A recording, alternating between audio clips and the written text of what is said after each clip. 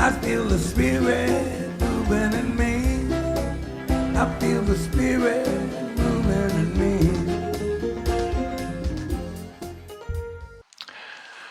Well, a young monk joined a group of monks in the forest to do a mindfulness meditation.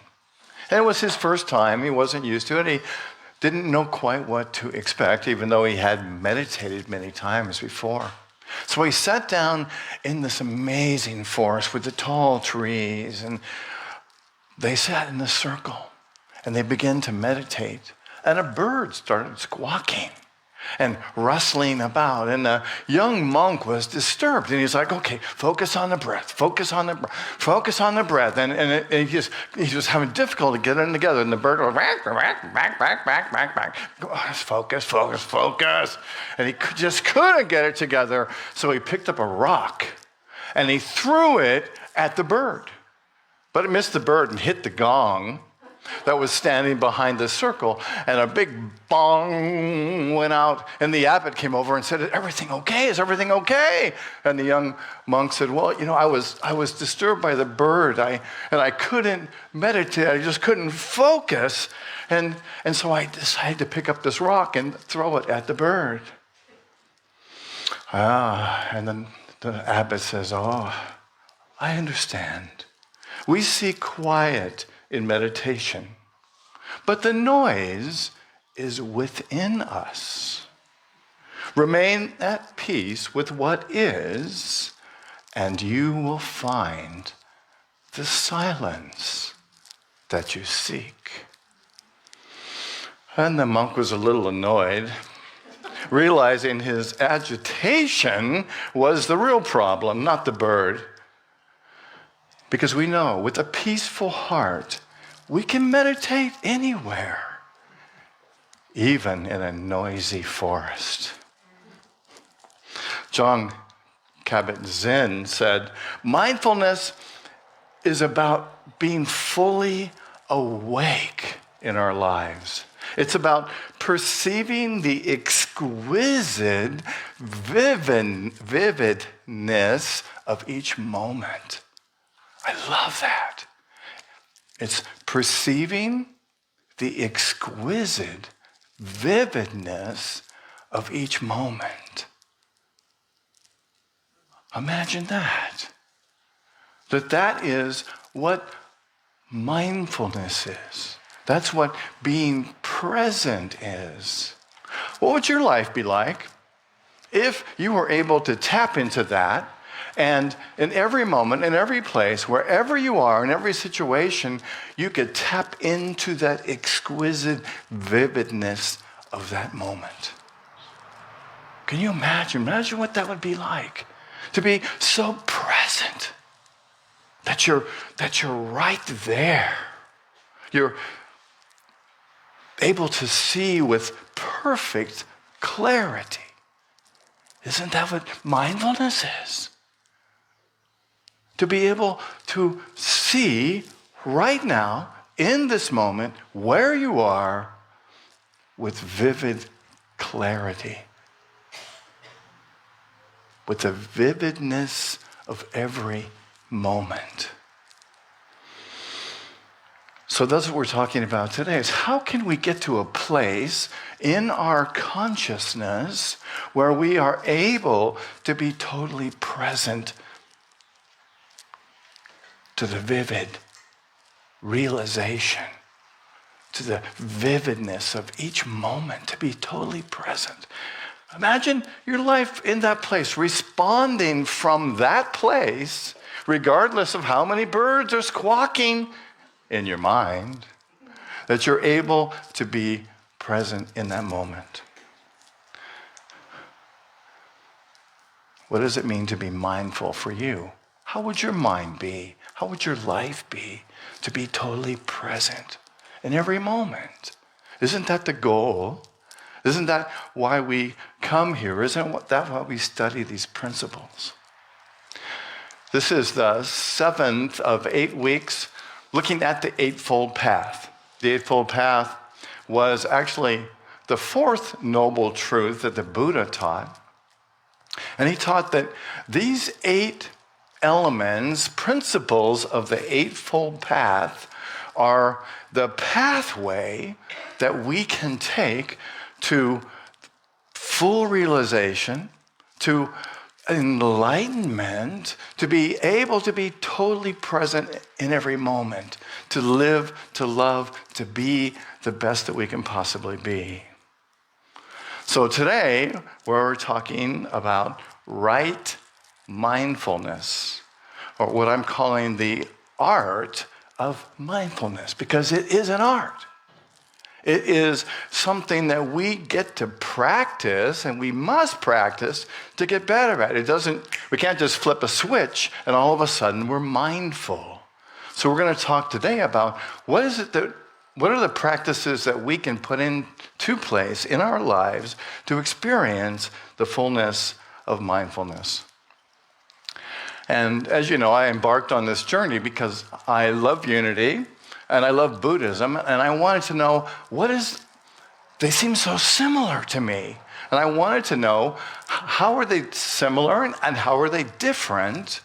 And, they both come from different places, we assume, even though some of us think that Charles Fillmore, Unity's co-founder, actually studied Buddhism when he came up with the principles that Unity teaches and believes. In Buddhism, right mindfulness is a critical part of the teaching, of the noble path, the Eightfold Path. And it means being totally present in every moment. It's like we have an expanded view and a focused view at the same time, right? We're aware of everything that's going on, how we're feeling, what we're thinking, what's happening around us. What are the people around us experiencing to the best of our perception? What is the situation like, and how can we be in that situation with the fullness of who we are? And similarly, Unity emphasizes being present in the now, being present right now with complete awareness. And we develop this much the same way. We develop this ability to be mindful in much the same way as in Buddhism, through practice, through meditation, through affirmations, through denials, through prayer and doing our work and being present. I love what Jon Kabat-Zinn said about mindfulness. He said, mindfulness is so simple that it's inherently difficult for us. Right? It's so simple, right? It's like the basis of who we are, but it's so difficult for us, right? Because we've spent generations, centuries as human consciousness developing this attitude and this busyness and this feeling that we have to be so busy all of the time. Anybody relate to that? Right? We define success in our culture by being busy. Doing this, doing that, staying busy, making things happen. Whoa, yeah, baby, I'm good, right? And so we've kind of conditioned ourselves out of this place of being able to be mindful, even though it is the essence of who we are. So why is mindfulness so challenging? I got a couple ideas.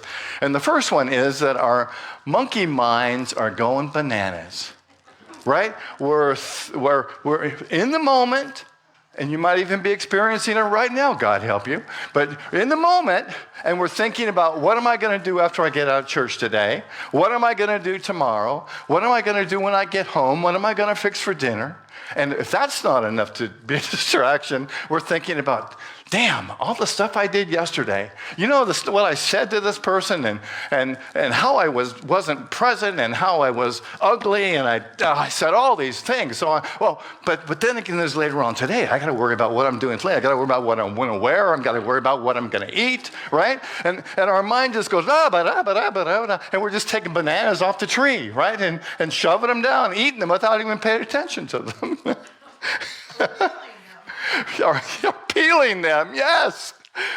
Oh my goodness.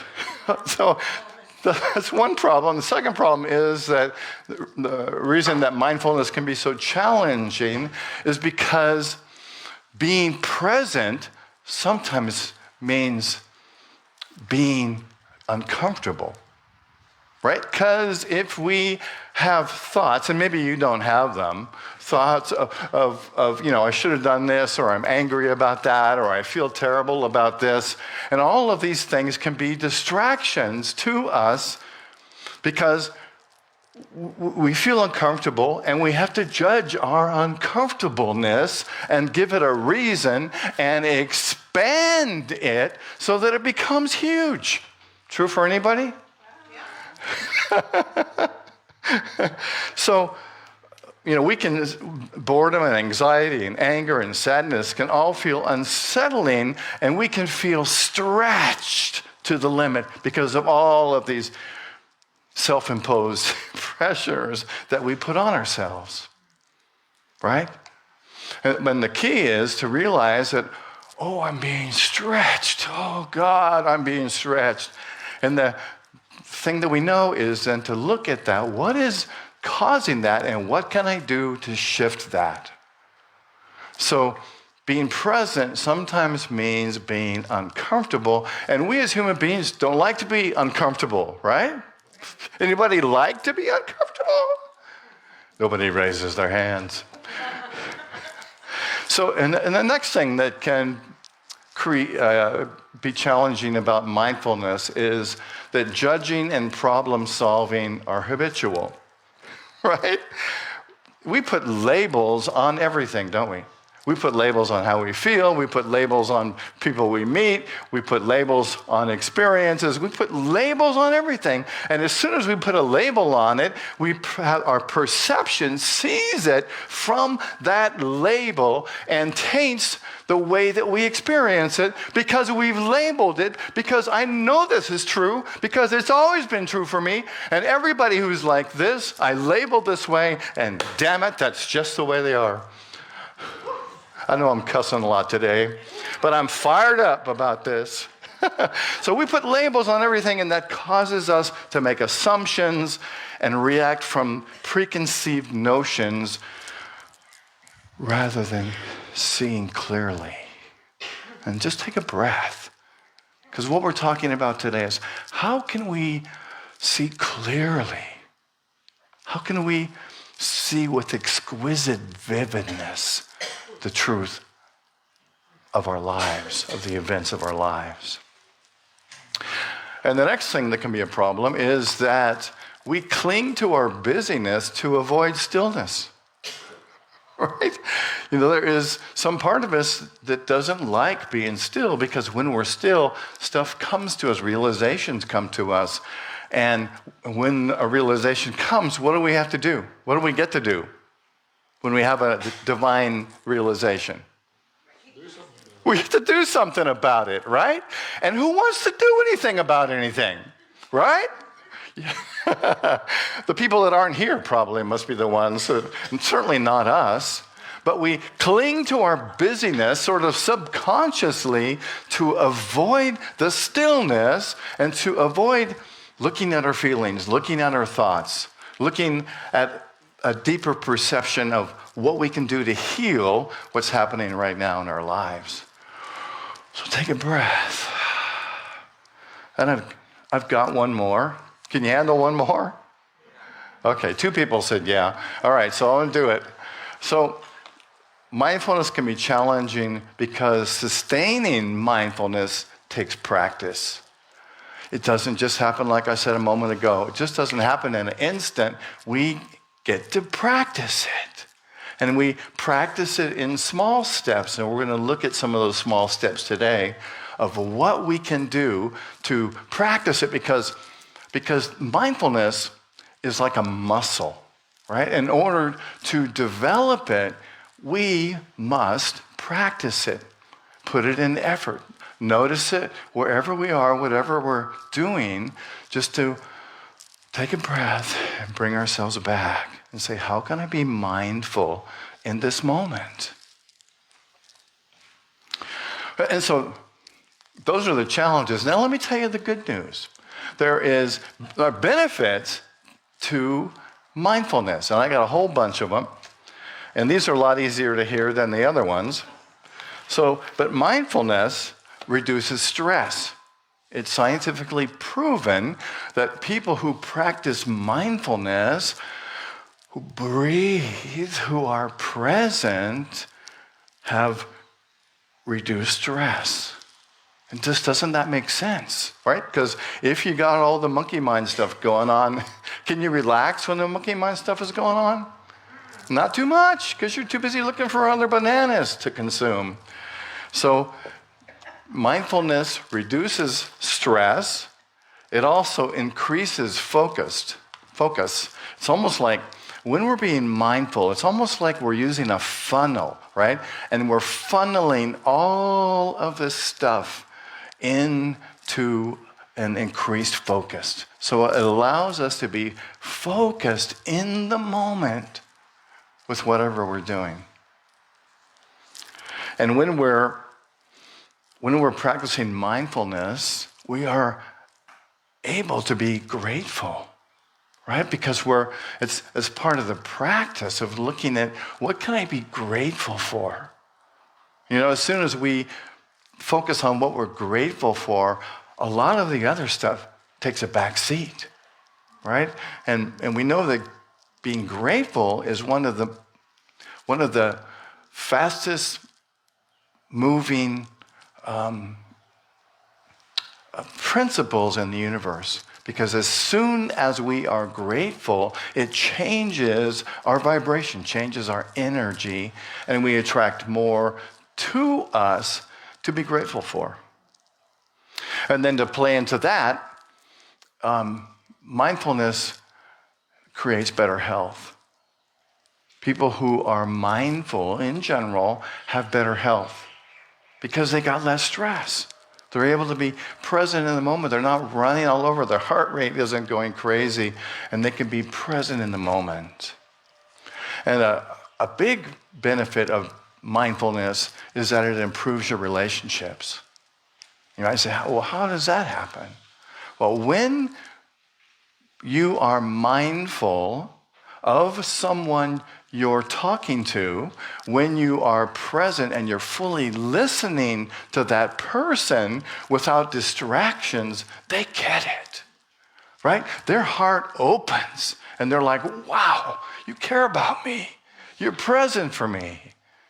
And I'm sure we've all been with people that we're talking to them and they're looking over our shoulder, right? They're looking at what's next for them, or they're thinking about somebody else. Or they're reaching for their phone, for God's sakes. So we want to be able to just be present. Part of mindfulness is about being present to right now with whomever you're with. That is the most important person in your life at that moment. And I got 5 more. When we're all kinds of reasons to be mindful, right? So the next one is that when we're mindful, we have heightened creativity, right? Because creativity likes to come from a centered place. Have you ever noticed that when you are creative, you are focused, right? You're right there in that moment, present, and creativity just flows. It's like, creativity loves to bathe in mindfulness, right? Because when we are mindful, when we are still, we can tap into those places in our mind, our body, and our spirit where these creative ideas are.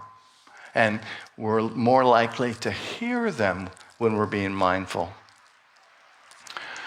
Oops. And the next one is when we are mindful, our wisdom develops, right? Because it's in that mindful place that we hear that wise Christ spirit, that essence of truth that's within us. When the monkey mind's going crazy, it's pretty doggone hard to get focused on spiritual truth. Right? It's almost like that's the last thing the mind wants to do when it's going crazy. But when we can take and be calm and say, okay, what is it I can know? What is the wisdom that I can tap into right now? And along with that is spiritual awakening happens when we are mindful, right? Because we are more apt to be able to connect with that presence within us and to act on what it is that we understand, the spiritual understandings that come in that mindfulness. And in the same way, our intuitiveness kicks in when we are being mindful, right? And again, when we are not being mindful, being controlled by the monkey mind, what we think might be intuitiveness probably is not. It's probably jumping into some kind of, human-based activity of trying to make things happen instead of listening. What is it? What is it that I can intuit? What can I see into when I intuit? And we can intuit when we are in the place of calm and relaxed and patient and listening. And the last one is that mindfulness just brings more joy.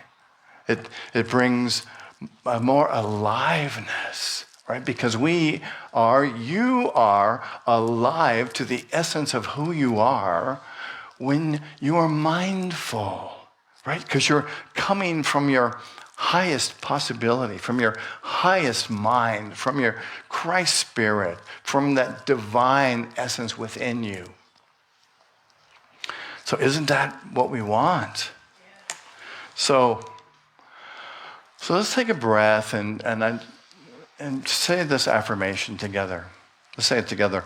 I am present and experience this moment with perfect clarity. This affirmation came to me in the process of writing this talk, and it just seems like it affirms that my Christ presence is present. I am present right now.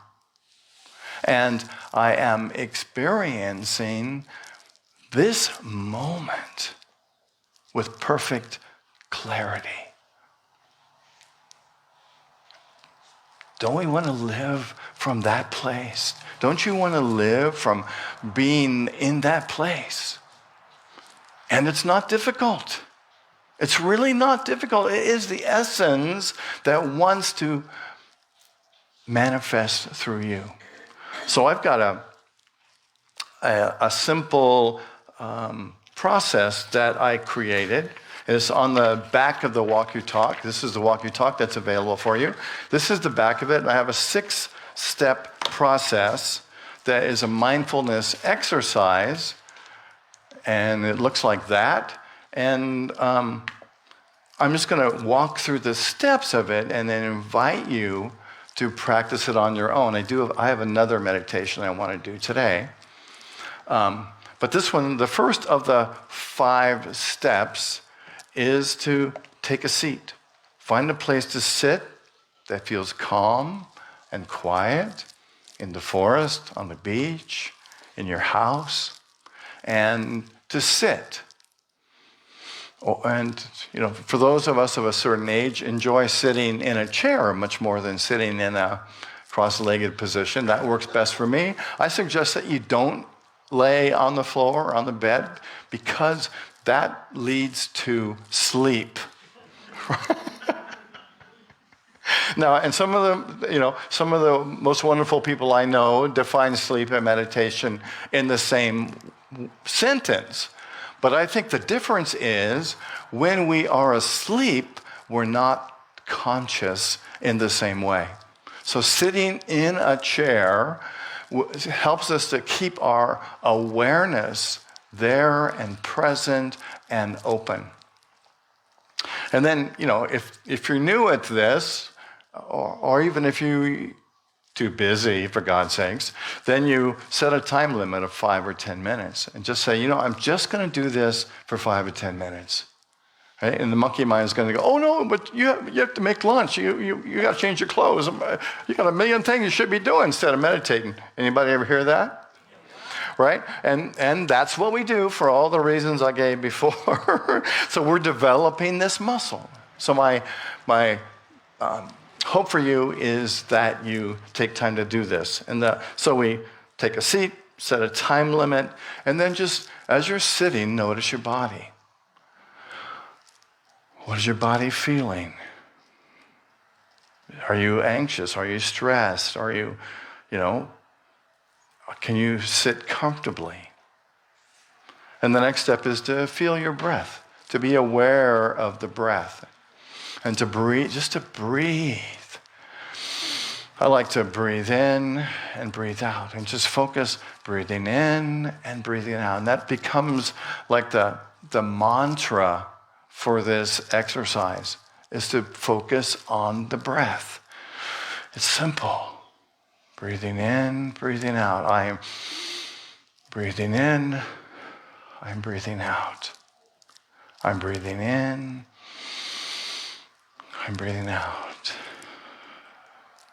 Now what's probably going to happen is that the mind wanders. Anybody ever experience their mind wandering during meditation?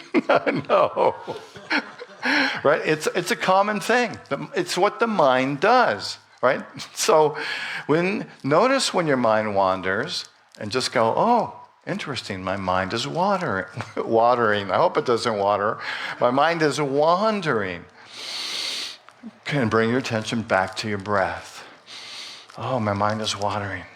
I don't know what it's watering. I guess I forgot to water my plants before I came to church today. My mind is wandering. And just bring it back. My mind is wandering. Bring it back. Focus on the breath. Breathing in, breathing out. Breathing in, breathing out. And you'll find once you start doing that, it's really a simple mantra that keeps you in focus, holds that intention of being mindful and present. And the sixth step is really just a reminder to be not kind to your wandering mind, right? Because that's what minds do, they wander. And so, you don't have to cuss at it or get angry at your mind or angry at yourself and say, I just can't meditate. My mind wanders. So does everybody else's, right? Remember, this is an exercise. We're building a muscle. Breathing in, breathing out. My mind wanders, come back. Focus on the breath. Breathing in, breathing out.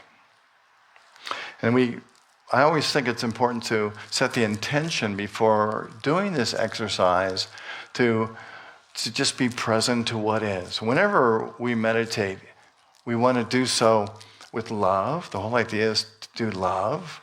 And if you find you have a whole lot of resistance to it, don't do it right then, but find another time. Be easy on yourself. And once you begin this process, then the next thing to do is to take this same attitude, this same intention to everything that you're doing, right? When you're cooking a meal, to bring your attention. My attention's right here. I'm being mindful of what I'm doing. I am handling the pots and pans, the food, with mindfulness. I'm being present right now. I'm being present. When you eat the food, do it the same way. Breathe, be mindful, take your time. Remember, mindfulness leads to good health, and we know that eating slowly helps us, our digestion and our overall consumption of the nutrients in the food that we eat. So it's breathing in, breathing out, eating, And when you're in a conversation with somebody, you might find that your mind says, oh, I don't really want to talk to this person, or, I really should be doing something else. Take a breath, focus on the person, and be mindful that you can be present for them. This is a gift that we give each other, to be present with each other, to love each other. This is how we lift the consciousness on Maui, in the world, wherever we are, by being totally present and being a mindful expression of love. So with that in mind, I'm going to do a loving kindness meditation for Maui. And you can find an outline for how to do this online. If you just do a Google search for loving kindness meditation, you'll find all kinds of ways to do this. I think that this is one of the most powerful, transforming meditations that we can do. So I invite you to close your eyes.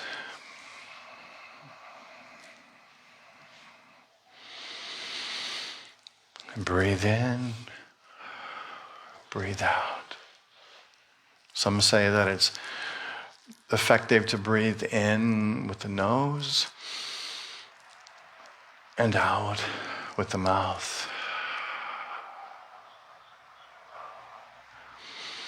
And to feel and hear the breath.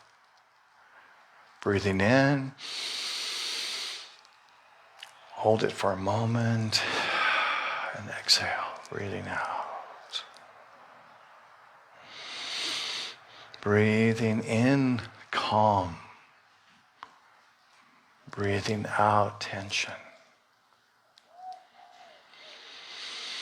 Breathing in, love. Breathing out, anything else. Breathing in, breathing out.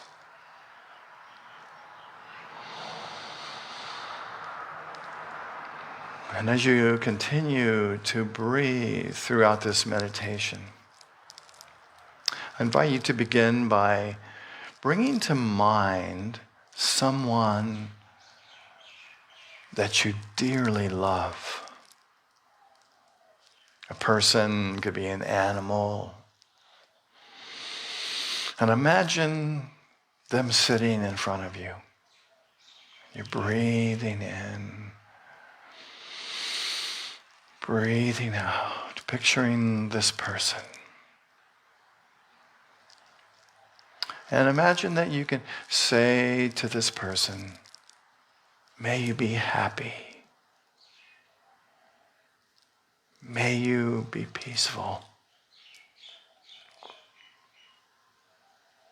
May you be healthy.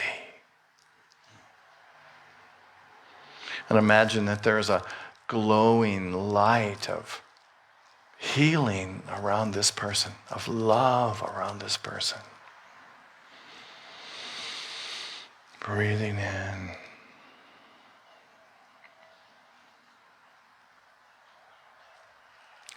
Breathing out, seeing this person filled with light and love. And then imagine someone that you kind of have neutral feelings about. Might just be an acquaintance or even somebody you saw on the way here this morning that you don't necessarily know or have strong feelings about. And let's repeat these words for them. Breathing in, breathing out. May you be happy. May you be peaceful. And imagine that you're bathing them with loving wishes.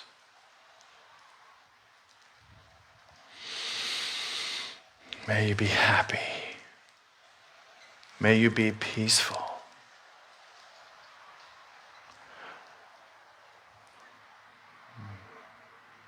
May you be healthy. And then to see them surrounded in glowing love.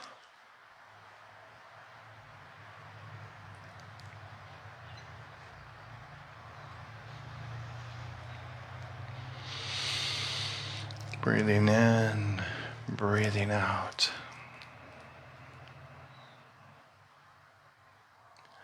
And now imagine that there's someone that you have difficulty with.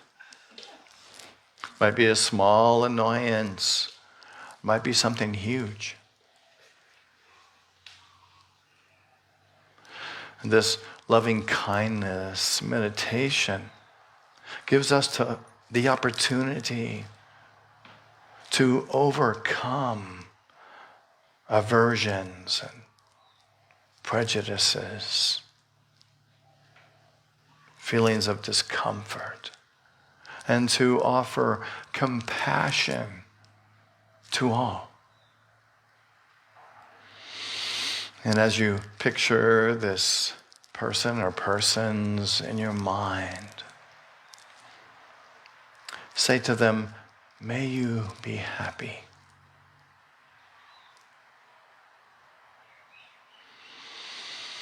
Breathing in, breathing out. May you be peaceful. May you be healthy.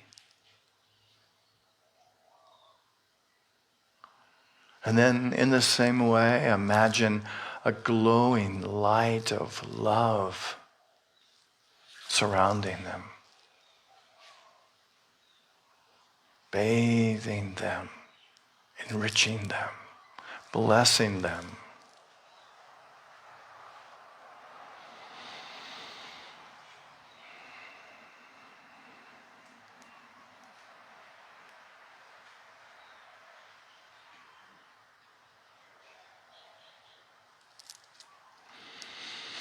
And finally, let's bring our attention to this amazing, incredible island of Maui.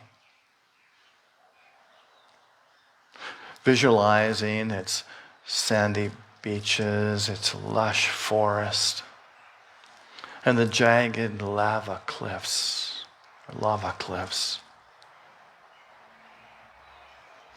And let's direct our loving kindness meditation to the island, to all of its people, to ourselves,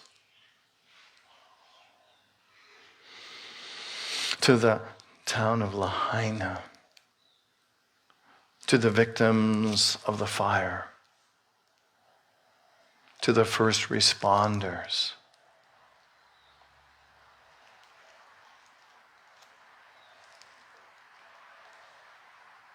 to those who may find anger in the circumstances, to those who may find blame,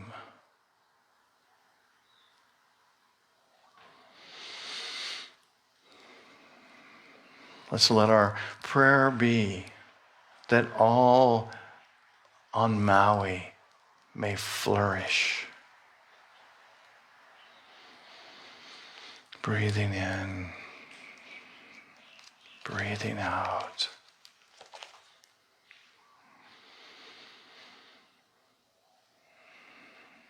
May you be happy. Breathing in, breathing out. May you be peaceful. May you be healthy.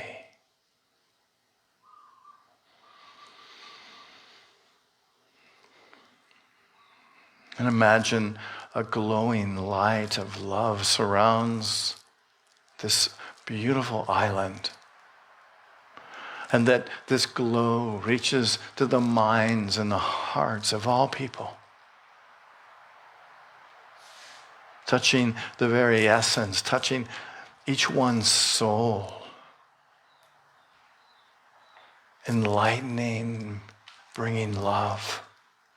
See each one enfolded in the light of love. May you be happy. May you be peaceful.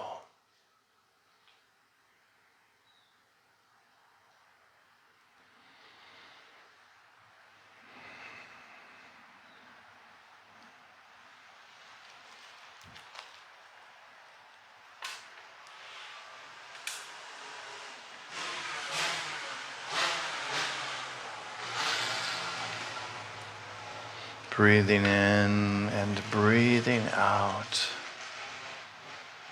And let's feel the warmth of compassion moving across this island as we begin to bring our awareness back to this moment.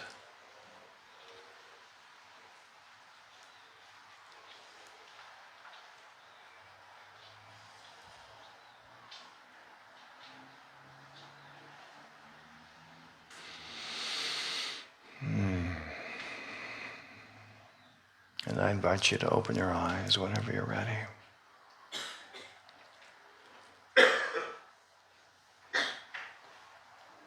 So I invite you to practice mindfulness this week. To perhaps practice the meditation that I showed you, that we did together. And to practice the loving kindness meditation. So that we can be a part of a transformation that's happening on Maui. May we put our good thoughts and our good energy and our love into a transformation that's happening within all of us. Thich Nhat Hanh said, mindfulness is remembering to come back to the present moment. I invite you to return there to this moment, wherever you are, whatever you're doing. And thank you for walking the path of mindfulness with us today. And our affirmation, and let's say it together. I am present and experience this moment with perfect clarity. And so it is.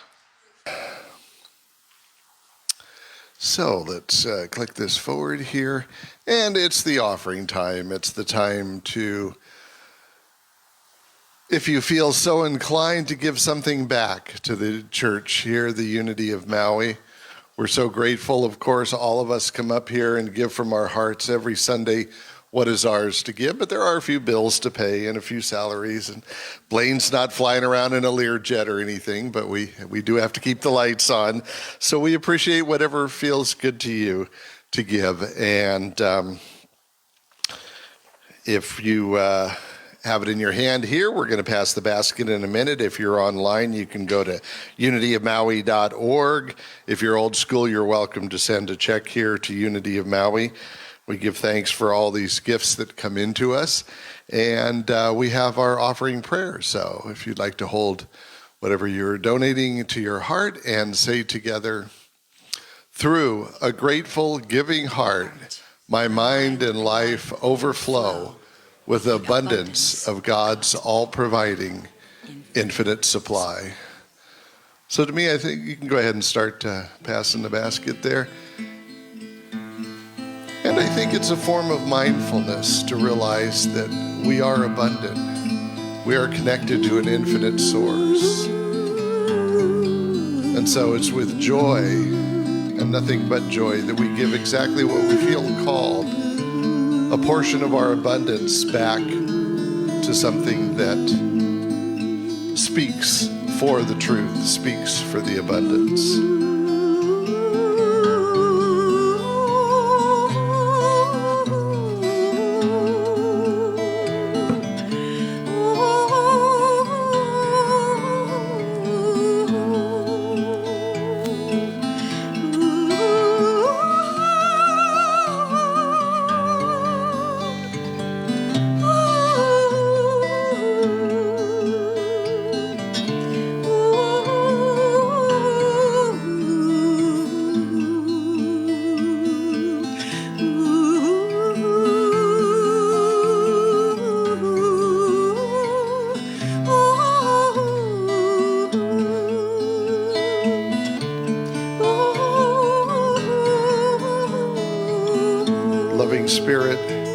thankful for these gifts that have come to us in love. We know the energy of prosperity and love is moving through this ministry, across this island and out into the world. We see a world filled with love, prosperity, and peace. Thank you, loving Spirit. Wow. Thank you, Mary Ann. Woo, what a voice, huh? I feel like I'm listening to Kitaro or Dark Side of the Moon or something. That was beautiful. Thank you. Well, we've got a few announcements, so let's see what's up. We start with the flowers, and the flowers today are donated by Joy Meyer, and it's a celebration of a birth and a death in her family in Orlando, Florida. Her brother made his transition on August 12th last month, and his grandson, Cole, was born a week later on August 20th. So blessings to both of those on their new journey. And so, they're back upright. They just hung in there during the hula. It was full contact hula. We were all sweating for a minute there. Luckily, I was avoiding the big black box. Yeah, that's good. And the flowers hung in there. They took a licking, but they were still ticking. Okay. So if you'd like to donate flowers, you're welcome to. You can bring flowers on a Sunday. There's a sign-up sheet at the back. You can pick a date and let us know who you'd like to dedicate them to, and you even get to take them home at the end of the day. So what a gift for everybody. All right, let's see. And there's a slide for what I just said. I'm so in sync. All right. And we have the Kundalini meditation and Shakti transmission. That's still ongoing and very well received. Join Prashanti for a weekly class and talk on the Kundalini meditation. The classes are free, but of course a $10 to $15 donation wouldn't hurt. And that's every Tuesday right here at the church from 6 to 7:15 here at Unity of Maui in Wailuku. Also, we have a couple of sound bath meditations coming up on, next Saturday, the 9th, and 2 Saturdays after that on the 23rd. Both will be 4 to 5 in the afternoon here at Unity. There's no charge, but donations are welcome. Let's see, is it here? Yes. So you can bring your own chair, or I imagine these chairs will be here, or you can bring a mat if you're one of those flexible people that still likes to get down on the floor. She provides an amazing, relaxing experience that can calm your soul. And also, just a sneak preview, I'd like to mention that in between those weekends, on the 17th, Sunday, after service, I will be hosting a little TV party. So we'll turn this into the living room and enjoy a very exciting movie full of sci-fi and spiritual messages and George Clooney and Disney and all kinds of fun stuff.